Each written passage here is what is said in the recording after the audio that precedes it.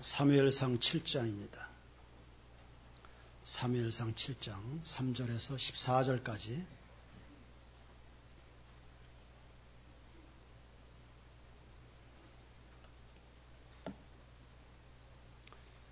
구약성경 사무엘상 7장 3절에서 14절까지입니다. 제가 봉독합니다. 사무엘이 이스라엘 온 족속에게 말하여 이르되 만일 너희가 전심으로 여호와께 돌아오려거든 이방신들과 아스타롯을 너희 중에서 제거하고 너희 마음을 여호와께로 향하여 그만을 섬기라. 그리하면 너희를 블레셋 사람의 손에서 건져내시리라. 이에 이스라엘 자손이 바알들과 아스타롯을 제거하고 여호와만 섬기니라. 사무엘이 이르되 온 이스라엘은 미스바로 모이라.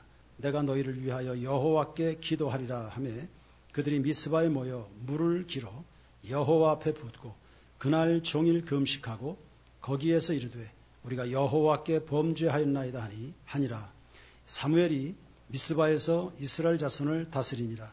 이스라엘 자손이 미스바에 모였다 함을 블레셋 사람들이 듣고 그들의 방백들이 이스라엘을 치러 올라온지라. 이스라엘 자손들이 듣고 블레셋 사람들을 두려워하여 이스라엘 자손이 사무엘에게 이르되 당신은 우리를 위하여 우리 하나님 여호와께 쉬지 말고 부르짖어 우리를 블레셋 사람들의 손에서 구원하시게 하소서 하니 사무엘이 젖먹는 어린 양 하나를 가져다가 온전한 번제를 여호와께 드리고 이스라엘을 위하여 여호와께 부르짖음에 여호와께서 응답하셨더라. 사무엘이 번제를 드릴 때에 블레셋 사람이 이스라엘과 싸우려고 가까이 오매 그날에 여호와께서 블레셋 사람에게 큰 우레를 발하여 그들을 어지럽게 하시니 그들이 이스라엘 앞에 패한지라. 이스라엘 사람들이 미스바에서 나가서 블레셋 사람들을 추격하여 벳갈 아래에 이르기까지 쳤더라. 사무엘이 돌을 취하여 미스바와 센 사이에 세워 이르되 여호와께서 여기까지 우리를 도우셨다 하고 그 이름을 에벤에셀이라 하니라.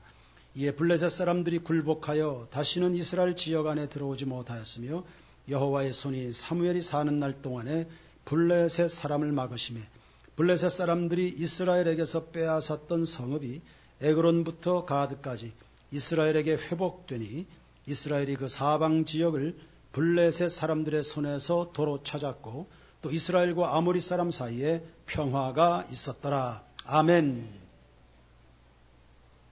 이후에 자취를 감췄던 다시금 전면에 등장했습니다. 법궤를 탈취당했다가 다시 돌아오는 우여곡절을 겪는 이 오랜 시간 동안 사무엘 선지자는 어디서 뭘 하고 있었을까요? 아마도 자기 일을 하면서 결정적인 하나님의 때를 기다리고 있었을 겁니다. 예수님도 30살 시절까지 나사렛의 몫으로 하나님의 아들, 구원자셨지만 조용히 지내셨습니다.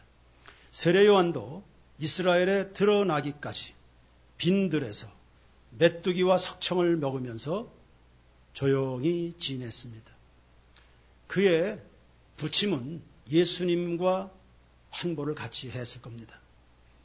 바울은 회심 이후에 3년 동안이나 아라비아 광야에서 조용한 시간을 가졌습니다.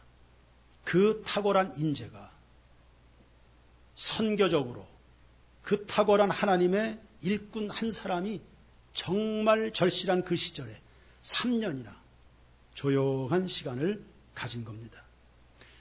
모세는 이스라엘 백성들의 원성이 하늘에 사무칠 정도가 되는데 40년간이나 묻혀서 지냈습니다. 사무엘의 당시에도 사정은 마찬가지입니다. 법궤가 이동하는 경로를 따라 하나님의 위엄이 나타났지요. 블레셋 민족에겐 큰 두려움이 임하기는 했습니다. 그러나 여전히 이스라엘은 블레셋에게 심히 구박을 받고 있었습니다. 지배당하는 민족 이스라엘 입장에선 서러울 겁니다. 사는 것이 한숨밖에 나올 것이 없는 그런 시대입니다. 당연히 유능한 지도자가 출연해서 이 한스러운 삶에서 구출해 주길 간절히 바랬을 텐데 사무엘은 하나님의 부르심을 받은 선지자인데 어디에 가서 뭘 하고 있는지 보이질 않았었습니다. 그러다가 7장에 와서 오늘 본문 지도자로서 역할을 전격적으로 수행하기 시작했습니다. 하나님의 일하시는 방식입니다.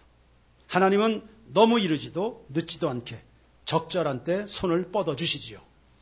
제자들이 갈릴리 호수를 지날 때에 돌풍을 만났습니다.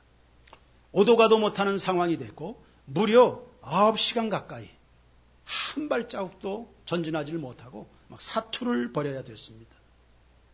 이젠 죽는가 보다, 끝났다 생각하는 그 시점까지. 예수님이 그걸 알고 계셨을 텐데요. 곧바로 달려오지 않으셨습니다. 그런데 너무 늦지도 않게 오셔서 상황을 다 수습해 주신 겁니다. 하나님이 구원을 보내신 타이밍은 어떤 의미가 있을까요? 두 가지입니다. 첫째, 하나님 입장에서 하나님이 가장 현저하게, 가장 위대하게, 가장 드러나게 영광을 받으실 수 있는 타이밍입니다. 두 번째, 사람 편에서는 하나님의 은혜다. 은혜 아니면 살아갈 수가 없네. 이 고백이 우리는 아무것도 할 수 없구나.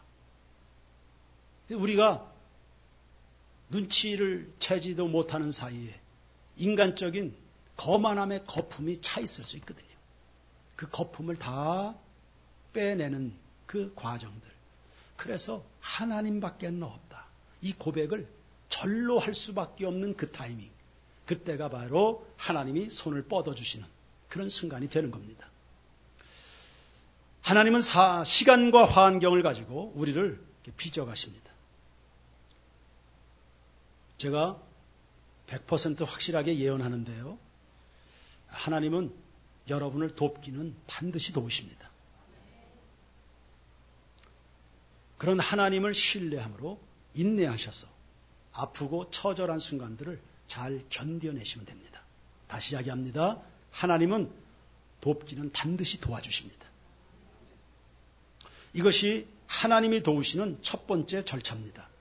우리 안에 도사리고 있는 거만함의 거품을 빼는 시간이다. 그게 필요할 뿐입니다. 두 번째, 하나님은 회개해야 도우십니다. 3절 말씀을 다 같이 읽겠습니다. 시작. 사무엘이 이스라엘 온 족속에게 말하 이르되 만일 너희가 전심으로 여호와께 돌아오려거든 이방 신들과 아스타롯을 너희 중에서 제거하고 너희 마음을 여호와께로 향하여 그만을 섬기라. 그리하면 너희를 블레셋 사람의 손에서 건져내시리라. 아멘. 이 말씀이 여러분에게 오늘날 어떻게 들려지십니까? 이스라엘 백성들에겐 아주 적절한 메시지였습니다. 이방 군대에 엄청 시달리고 있는 때입니다. 벗어나고 싶은, 하루 이틀도 아니고 10수년씩 남의 나라에게 계속 억압을 받는, 농사지면 다 뺏어가고 타작 시점을 노려고 있다가 와서 농사 결실할 때 되면 다 뺏어가고, 철공소는 아예 없습니다. 철공업자들을 블레셋이 다 잡아가지고 무기를 만들 수 없습니다. 이런 서러움을 당합니다. 핵무기는 만들지도 못하게 하고, 이런 상황에 벗어나야지, 벗어나고 싶은데 벗어나지지 않는 눌림. 채무에서 벗어나고 싶지요? 질병에서 노임받고 싶으시지요? 증오에서 벗어나야 살겠지요? 죄책감에서 벗어나야 살겠지요? 이제 이 방황에서, 이 지긋지긋한 중독에서 좀 벗어나고 싶은데 벗어나지지 않는 눌림이 있는 겁니다. 바로 이러한 때 하나님이 건져내시리라 이렇게 말씀하시니까 민족들이 공감할 수 있는 상황이 된 겁니다.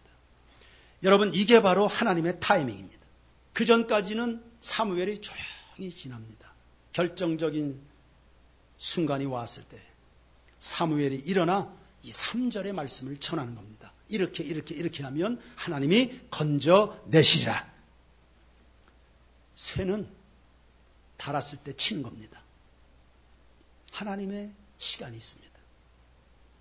그래, 그 설교를 들은 이스라엘 백성들이 4절에 보면 우상들을 다 제거하고 하나님만 섬기는 결단들을 내리게 됩니다. 변합니다. 여러분, 회개라고 하는 것은 하나님과의 관계 개선입니다.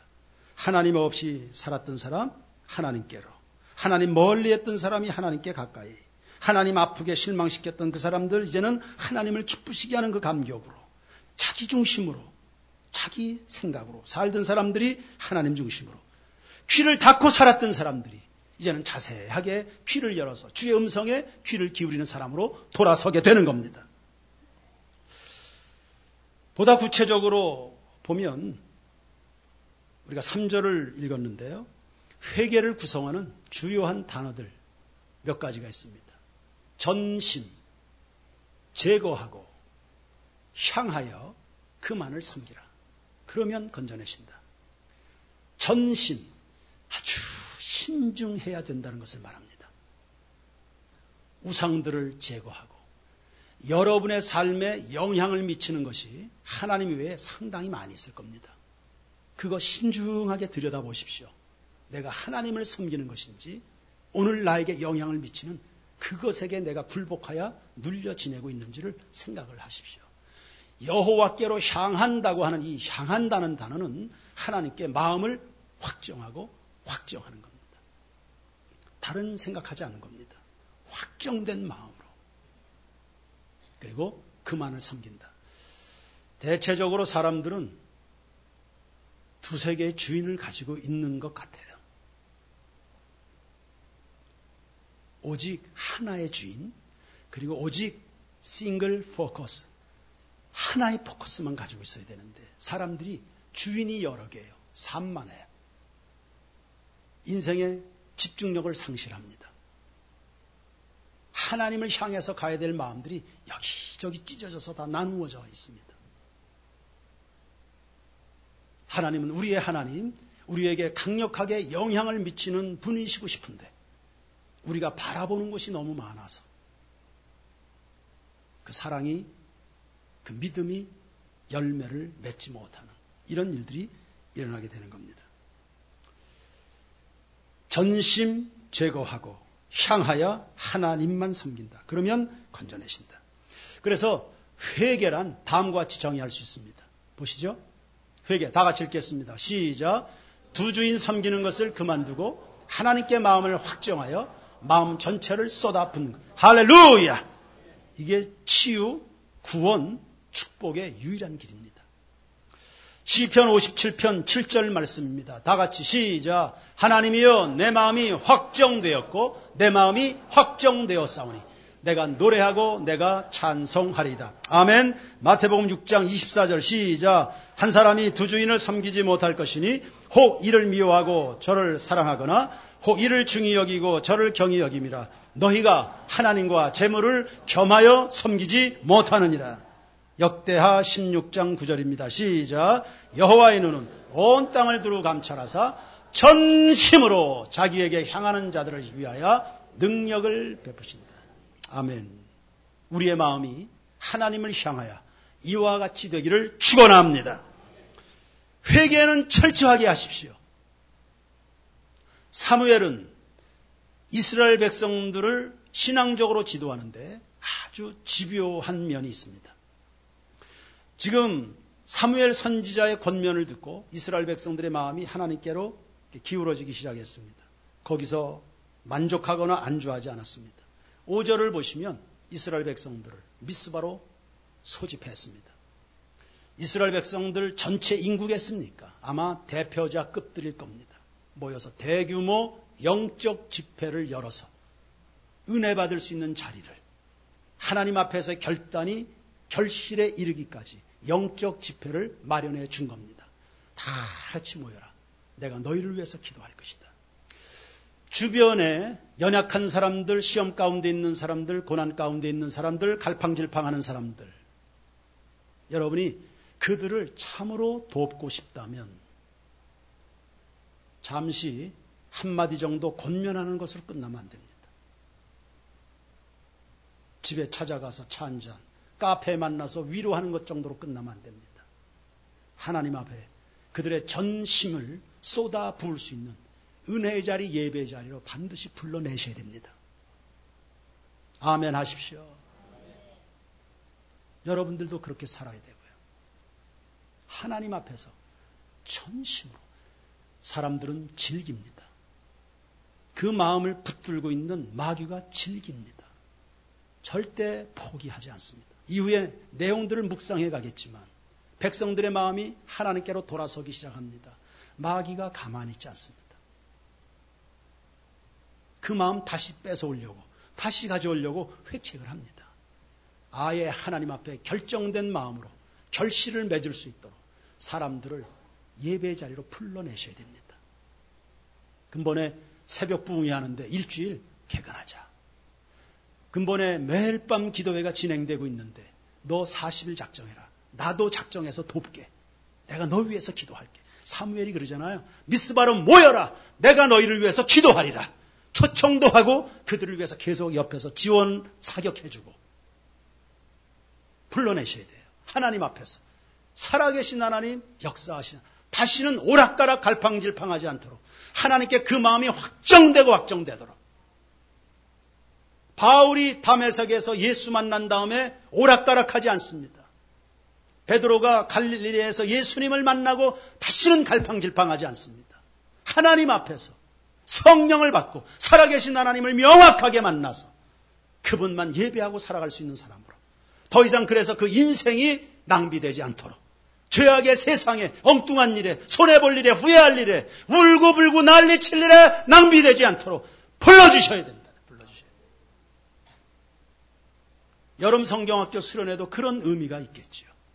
아이들이 하나님 앞에 그 마음들이 고정되도록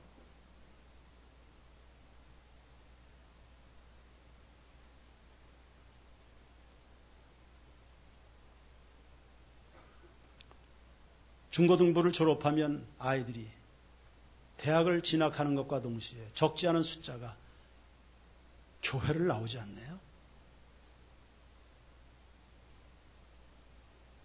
도대체 제가 담임 목사인데 뭘 가르친 건지 아이들에게.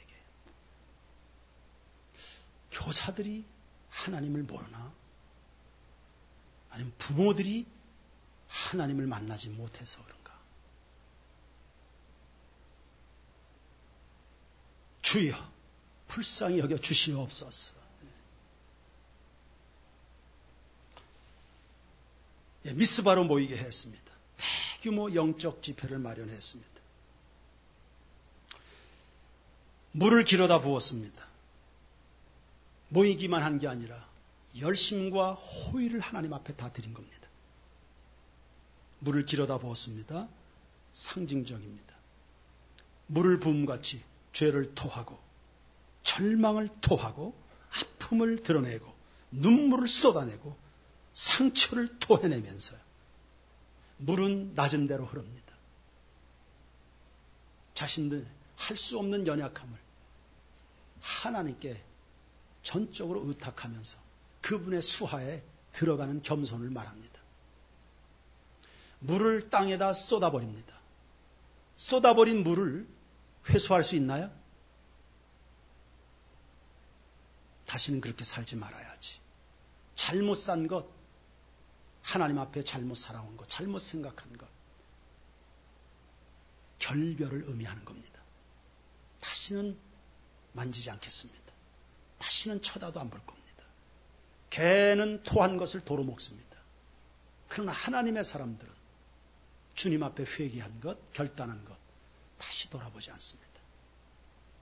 쟁기를 잡고 뒤를 돌아다보는 사람은 합당하지 않다 했습니다. 우리의 심령이 하나님 앞에 물과 같이 되어야 됩니다. 뻣뻣하고 굳은 심령 돼서는 복을 받을 수 없습니다. 이스라엘 백성들은 금식하면서 우리가 여호와께 범죄했습니다. 라는 민족적 고백을 했습니다. 아주 중요한 고백입니다. 우리의 모든 삶의 일거수일투족은 전수 하나님과 연결되어 있습니다. 하나님을 잘 알지 못하는 영적으로 각성이 되지 않은 이런 사람들은 세상에서 실수를 더 많이 할 가능성이 많습니다. 하나님을 두려워할 줄 모르는 사람들은 그 사람에게 실수하는 거 아닙니다. 내가 하나님께 범죄했습니다. 그 잘못한 것에 대해서 심판하실 분은 하나님이시기 때문에요. 남편과 아이들에게, 친구들에게, 교회 식구들에게 여러분이 실수한 거 있으면 반드시 하나님 앞에 엎드려서 내가 하나님께 범죄했습니다. 주님께 용서를 받으셔야 됩니다. 그래야 우리의 인생의 죄짐이 풀리는 것과 동시에 관계에 맺힌 것들도 열어지게 되는 것입니다. 성경을 읽다 보면 중요한 사실 하나를 발견하는데 이스라엘이 교만해서 하나님을 떠나면 싸움에서 늘 졌습니다. 그런데 회개하고 돌아오면 이기고 회복되고 성공하는 이러한 상승곡선을 타게 됩니다. 우리 세인교회 성도들도 오늘날 예배는 아닐 겁니다. 성도 여러분, 예배를 회복하기를 축원합니다. 하나님 앞에 마음을 쏟는 1년 365일을 살면서 과연 하나님 앞에 전심으로 여러분의 마음을 쏟아내는 시간들이 과연 확보는 되어 있는 것입니까? 여러분이 드리는 예배는, 주일에 드리는 예배는, 시간 드리는 예배는 온전한 번제와 함께 하나님 앞에 올려드리는, 주님이 흠양하실 수 있는 그러한 예배는 되고 있는 것인지요.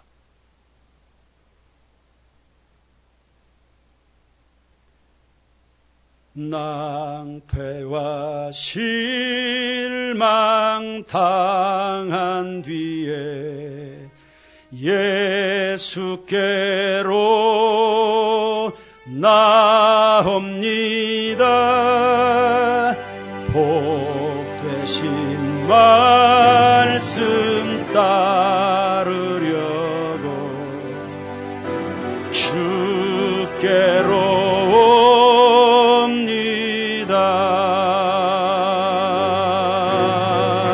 실망한 이 몸이 얻고 예수의 크신 사랑받아 하늘의 기쁨 맛보려고 주께로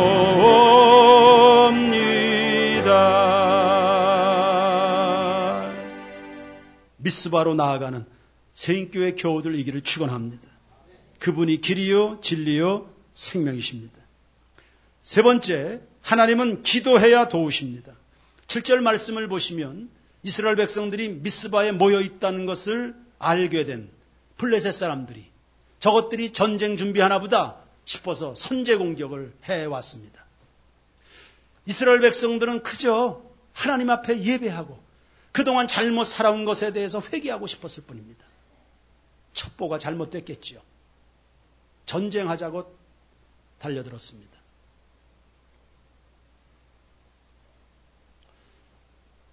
마음이 삐뚤어진 사람들은 뭘 해도 오해하더라고요. 아마 예수를 참으로 만나고 진실로 회개하고 통해자복하는 사람들은 자기만을 위해서 살지 않습니다.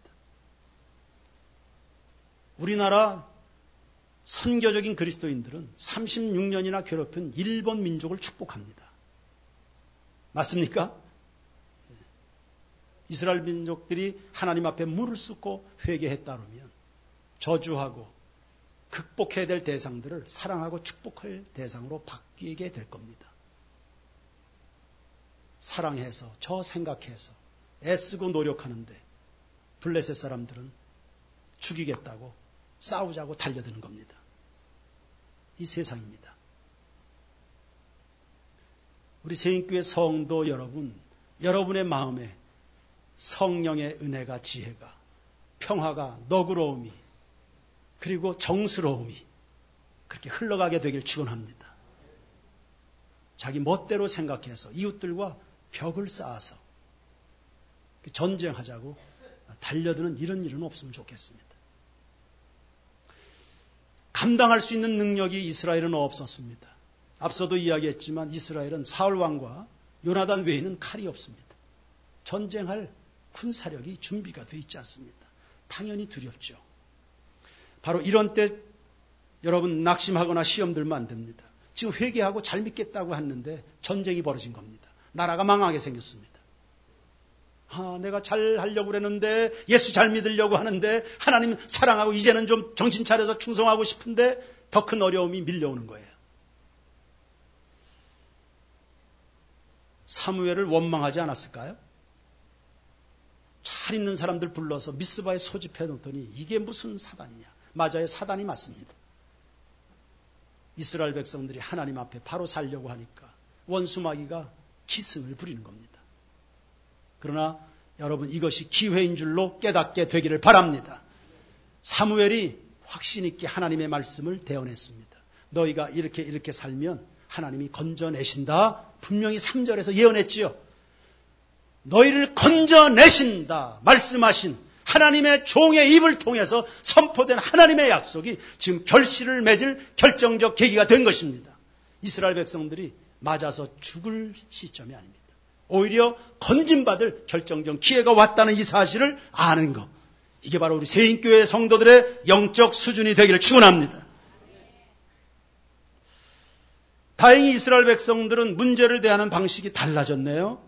과거 같으면 법궤를 들고 나가서 이것으로 우리를 구원하게 하자 이렇게 했을 텐데, 지금은 위급한 상태가 벌어지니까 사무엘에게 와서 하나님으로 우리를 구원하게 해주세요. 기도 요청을 하는 겁니다. 사람이 은혜 받고 나니까요, 삶을 대하는 방식이 달라진 겁니다. 무엇으로 바뀌었어요? 기도 우선주의로 바뀐 겁니다. 하나님 중심으로 바뀌게 된 겁니다. 하나님 어떤 분이시길래요? 스바냐 3장 17절 다 같이 시작. 너희 하나님 여호와가 너희 가운데 계시니 그는 구원을 베푸실 전능자시라. 아멘. 하나님 어떤 분? 구원을 베푸실 전능자. 또 하박국 3장 17절 18절 말씀입니다. 밑줄 그어 있는 단어를 한번 보십시오. 자, 다 같이 읽겠습니다. 시작. 비록 무화과 나무가 무성하지 못하며 포도나무에 열매가 없으며 감람나무에 소출이 없으며 밭에 먹을 것이 없으며 우리의 양이 없으며 외양간에 소가 없을지라도 나는 여호와로 말미암아 즐거워하며 나의 구원의 하나님으로 말미암아 기뻐하리로다. 할렐루야. 앞에요, 없으며 없고 없을지라도가 6번이나 나옵니다. 살펴보니까 내 삶에 없네요. 없는 게 투성입니다. 6가지나 없습니다. 그런데 있는 거 하나로 기뻐합니다. 그 있는 거 하나가 뭡니까? 구원의 하나님이십니다. 오늘날에 백문일답으로 한다면 그 하나 있는 거 그거 뭡니까? 예수 그리스도. 다 같이 큰 소리로 시작. 예수 그리스도. 예. 없고 그러나 단 한 가지 나에게 있는 분이 계시니 은과 금은 내게 없을지라도 내게 있는 것으로 내게 주노니 나사렛 예수 그리스도의 이름으로 일어나라. 할렐루야. 그 한 가지 있는 거 예수입니다. 없는 거 사라지는 거 잃어버린 것, 그게 여러분의 구원자도 아니고 공급자도 아닙니다. 나를 지으신 분, 나를 구원하신 분, 또 구원을 베푸실 전능자, 그분은 바로 하나님이신 것을 믿습니다. 그래서 우리는 하나님께 구원을 요청해야 됩니다. 상대적 절망이나 보편적 위기는 인간의 노력으로 극복할 수 있을 겁니다. 그러나 절대적 위기는 사람 힘으로 안 됩니다. 이스라엘 백성들은 그 사실을 잘 알게 됐습니다. 회개하고 나니까 보이는 겁니다. 하나님과 사이를 가로막고 있었던 죄악이 걷어내지니까 이제는 새로운 방식이, 새로운 출구가, 새로운 구원 방법이 보이게 되는 거예요. 이걸 볼 수 있게 되길 축원합니다. 그리고 죄가 없어지니까 하나님 앞에 담대하게 기도할 수 있잖아요. 죄를 버리기 전에는 기도의 시간을 데려다 놔도 기도 못합니다. 죄가 숨통을 끊어놨기 때문입니다. 사람은 자기 힘으로 스스로 구원 못합니다. 여타 종교는 자기 노력으로 구원에 이르려고 애를 쓰지만 불가능합니다. 자동차 사고 하나를 막을 수 없는 사람이, 감기 몸살 하나도 막을 수 없는 사람이 뭘 할 수 있습니까? 누굴 구원합니까? 누굴 살립니까? 어떤 변화를 기대할 수 있습니까? 그러므로 우리는 오직 하나님을 바라보는 것입니다. 9절에 사무엘이 온전한 번제를 드리며 부르짖었습니다. 여호와께서 응답을 하셨죠. 그 응답 결과 10절 이하에 잘 설명이 되어 있습니다. 10절과 11절 보니까 천둥번개로 블레셋을 어지럽게 했습니다. 여러분, 그게 겸손하셔야 됩니다. 하나님은 내가 아니더라도 자연계를 움직여서도요, 전쟁 하나를 그냥 끝내버리십니다. 위세당당하게 몰려왔을 블레셋인데 그분은 뭐 칼과 창을 들지 않으셨습니다. 그냥 우레소리로, 그 우레소리에 공자도 벌떡 일어나 정신 차렸다 그러잖아요. 마틴 루터도 천둥소리에 번개치면서 그가 하나님을 만나게 됐습니다. 블레셋 군대가 지리멸렬할 정도가 되니까 하나님의 두려움이죠. 엄청난 천둥번개로 전쟁을 그냥 끝내버리신 겁니다. 자연계도 움직이신 하나님이십니다. 여러분이 하나님 편에 서시면 자연도 여러분의 편에 서게 될 겁니다. 전쟁에서 승리했습니다. 아주 큰 두려움이었는데 큰 승리로 바뀌었고요. 12절에 보시면 에베네셀이라는 기념도를 세워서 감사했습니다. 감사 빼놓지 마십시오. 성도 여러분, 감사 잃어버리시면 안 됩니다. 13절에 사무엘이 사는 날 동안에 모든 원수를 막아주셨습니다. 14절에 중요한 단어 두 가지가 나옵니다. 보시죠. 14절, 블레셋 사람들이 이스라엘에게서 빼앗았던 성읍이 에그론부터 가드까지 이스라엘에게 어떻게 됐어요? 어떻게 됐어요? 어떻게 됐어요? 여러분 잘못 살다가 잃어버린 거 그거 연연하지 마세요. 그거 매이지 마세요. 하나님은 한순간에 그 모든 것들을 회복시켜 주시는 분이십니다.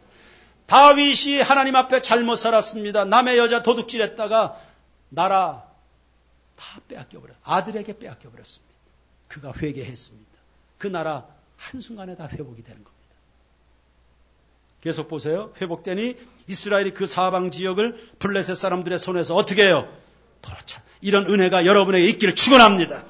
또 이스라엘과 아모리 사람 사이에 뭐가 있어요? 평화. 네, 회복과 평화가 기도가 만들어낸 작품입니다. 아니, 버릴 것을 버리고 하나님 앞에 전심했을 때 나타난 결과들입니다. 이상의 내용들 정리하면서 이제 설교를 마치려고 합니다.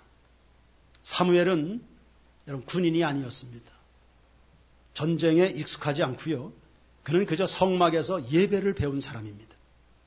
그에게 군사전술 이런 거 없습니다. 그런데 전쟁의 승패를 쥐고 계신 하나님을 알고 있었던 겁니다. 그래서 실패하지 않았습니다. 이스라엘 백성들은 위급한 때에 사무엘에게 쫓아나와서 기도를 요청했습니다.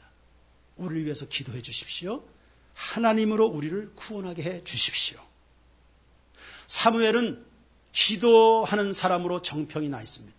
시편 99편 6절에 보시면 기도하는 사람 대표적인 세 사람이 나옵니다.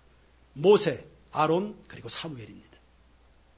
성도 여러분, 저는 우리 교회가 기도로 소문나는 교회이기를 축복합니다. 주변에서 나라와 민족이, 한국 교회가, 직장의 동료들이 문제가 생길 때마다 세인교회 성도들이요, 세인교회요, 우리를 위해 쉬지 말고 기도해 주세요. 당신의 기도에 하나님이 응답하실 것을 우리는 알고 있습니다. 부탁받을 수 있고 기댈 수 있는 이런 교회 공동체이기를 축복합니다. 기도하는 사람이야말로 국가의 가장 중요한 자산이 아닙니까? 작금의 국가 안팎이 참 어렵습니다. 어지럽고. 미국과 북한이 긴박하게 만납니다. 우리는 그저 떡볶이 팔고 순댓국 팔고 뭐 그런데 생활하고 있지만 그 미국이 뭐가 그렇게 아쉬워서 북한을 만나려고 애를 쓰는 것인지요? 미국과 중국이 경제전쟁 중입니다. 일본은 우리나라에게 경제보복 중이고요. 중국이나 인도 등등 선교 주요 대상국들입니다. 선교사들이 대거 추방당하고 있습니다. 선교사들에게 아예 비자를 내주지 않습니다. 선교의 발판이 사라지고 있는 겁니다. 선교할 수 있는 영역이 위축되고 있는 겁니다. 기독교 사학들은 요즘에 교육청 등등으로 인해서 여러 가지 불이익을 받고 있습니다. 기독교 건학 이념을 가지고 세워진 학교들입니다. 기독교 교육 그만둘 것을 도전하는 것이고 공교육을 요구받고 있는 이런 시대입니다. 사회는 점점 비성경적 문화로 흐르고 있습니다. 동성애, 동성결혼, 그런 것을 찬성하는 국가적 권력자들도 하나둘 늘어나고 있습니다. 비혼주의, 그리고 극도의 개인주의, 희생, 헌신, 이웃, 섬김, 이런 거 단어들이 점점 젊은이들 사이에 사라지고 있습니다. 최근 통계를 보니까 2030 세대들, 그들 중에 상당수는 알바해서 사는 학생들입니다. 청년들입니다. 최저임금으로 하면 한 달에 한 170만 원 정도 봅니까? 그 170만 원 중에서 생활비 빼고 먹고 자는 거 이런 거 빼고 순수하게 자기들만을 위해서 쓰는 돈이 50만 원이나 됩니다. 여행 다니고 영화 보고 뭐 이런데 유지하는 비용이 170만 원 벌어서 50만 원을 사용합니다. 자기만을 위해서 쓰는. 하나님을 사랑한다, 이웃을 섬긴다, 이런 거는 기대하기가 참 어려운 시대에 살아갑니다. 그렇게 하느라고 결혼도 하지 않고 아이도 낳을 생각을 하지 않습니다. 게다가 우리가 신중하게 생각해야 될 영역 중에 또 한 가지는 하나님보다 애완동물을 더 가까이 하는 분위기로 흘러가는 이 시대입니다. 사랑스럽죠? 애완동물들. 얼마나 사랑스럽습니까? 그리고 충분한 우리에게 위로가 되어주기도 합니다. 그래서 위험합니다. 그 애완동물들이 얼마든지 하나님과 이웃의 자리를 대체할 수 있습니다.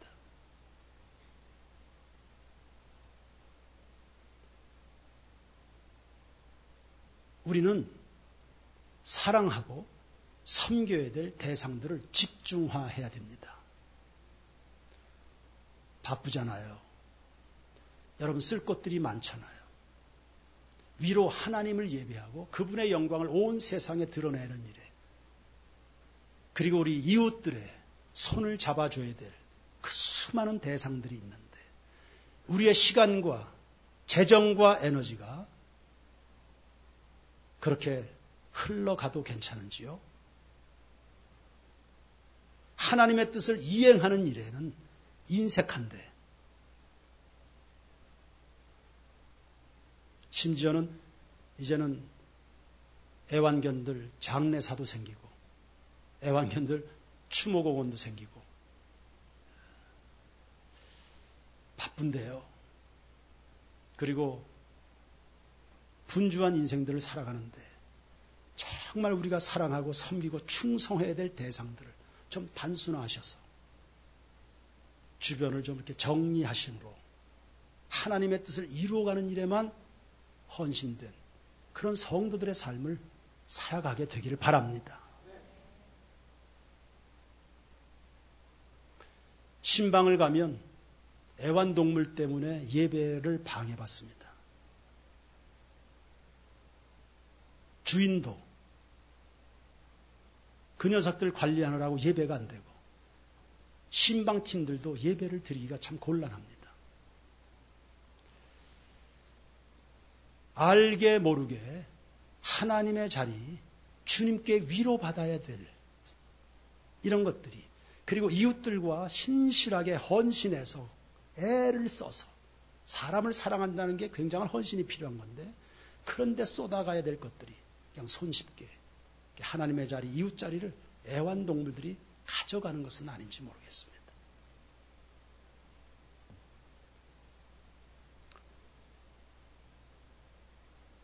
하나님께 백을 잘해드리고 애완동물에게도 백을 잘한다면 이야기는 달라지겠죠.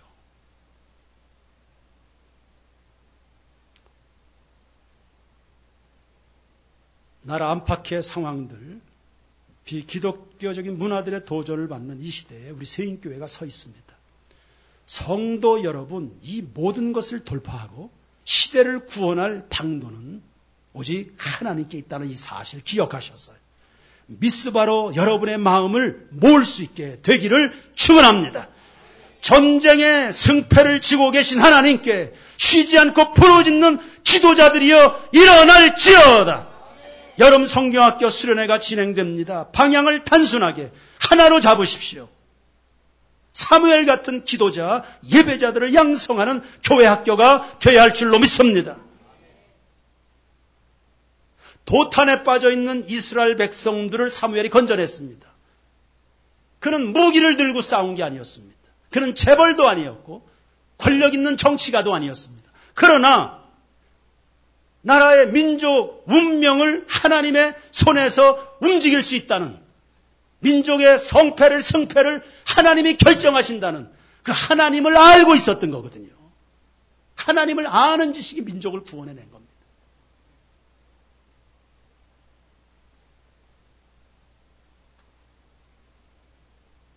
교회학교 수련회 여러 가지 프로그램들 고민하시는 것 같은데, 그러나 아침과 저녁으로 다른 프로그램들, 식사시간 이런 것들이 좀 지날 수도 있고 그런 것들이 줄어들어도 괜찮습니다. 그러나 아침과 저녁으로 충분하게 하나님을 알아야 되는 거니까, 아이들이 하나님을 알아야 되는 거니까요. 성경 공부에 집중하시고, 그리고 진이 빠지도록 하나님 앞에 기도해서 그 성령으로 역사하시는 실제적인 하나님을 아이들이 만나야 됩니다.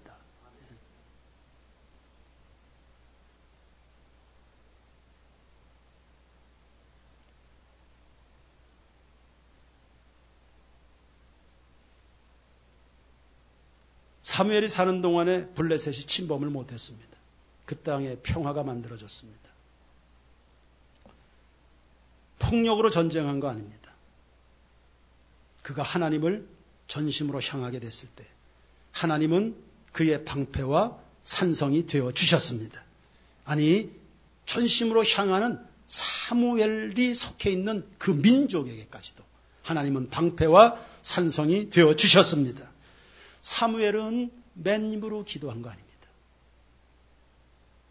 오늘 대표 기도한 집사님의 기도 구절에도 같은 맥락이 등장을 했는데, 사무엘이 하나님 앞에 기도하는데 온전한 번제를 드리면서 기도했습니다. 그 전에 무성의한 예배가 상당히 드려졌다는 뜻이겠죠. 온전한 번제를 드리면서 하나님이 받으실 수 있는 그 온전한 번제와 함께 기도가 드려진 겁니다. 번제는 두 가지 의미가 있습니다. 하나는 헌신입니다. 두 번째는 감사입니다. 하나님, 위기를 벗어나게 해주세요. 도와주세요. 문제 좀 해결해 주세요. 그 정도가 아닙니다. 하나님, 이 민족을 위해서 제가 목을 내놓습니다. 이 나라 이 민족의 하나님의 뜻이 이루어지는 이것을 위해서 제 일생을 드립니다. 그리고 제가 그렇게 살아갈 수 있음이 저에게 축복이자 특권인 것을 믿습니다. 이 감사의 마음이 담긴 그런 기도입니다. 이것도 저것도 다 하려는 기도가 아니라 드리는 기도입니다. 온전한 번제와 함께 드려지는 기도다. 여러분, 누가 생각이 나야 됩니까? 예수님이 생각나셔야 됩니다. 이 대목에서. 예수님은 십자가에 자기 온몸을 제물로 드리면서 아버지여, 저들의 죄를 사하여 주시옵소서. 십자가 정신의 기도입니다. 그 기도에 하나님이 하늘문을 열어주셔서 자연을 움직이시고 민족을 구원하고 살리는 이런 역사들이 일어나게 되는 겁니다. 제물은 어린 양 한 마리였습니다. 재물의 양이나 크기는 중요하지 않았죠. 하나님은 중심을 보십니다. 헌신하지 않는 1000마리의 양보다 한 마리를 귀중히 받으시는 하나님이셨음을 말씀하고 있습니다. 성도 여러분, 하나님의 도우심으로 살아가는 절차를 잘 숙지하시기 바랍니다. 하나님의 때가 있습니다. 두 주인 섬기는 거 그 내려놓으십시오. 회개하시고 하나님과 이웃을 사랑하는 하나님의 뜻을 섬기는 일에는 그리하면서 여러분의 개인적인 육신의 소요, 취미, 심지어는 애완동물까지 아낌없이 사용하는데요. 수정하셔야 됩니다. 시간과 애정과 에너지와 물질 사용하는 방식을 바꾸셔야 됩니다. 아버지의 뜻을 이루는 일에 말입니다. 여러분 인생의 회개와 예배 자리는 회복되어야 될 것이고 전심으로 기도하시고요. 쉬지 않는 기도로 세상을 희망스럽게 가꾸어가는 우리 세인교회 모든 교우들 되기를 주님의 이름으로 축원합니다. 시편 121편 1절 2절 다 같이 읽고 설교 마칩니다. 시작. 내가 산을 향하여 눈을 들리라. 나의 도움이 어디서 올까? 나의 도움은 천지를 지으신 여호와에게서. 아멘. 찬양드립니다.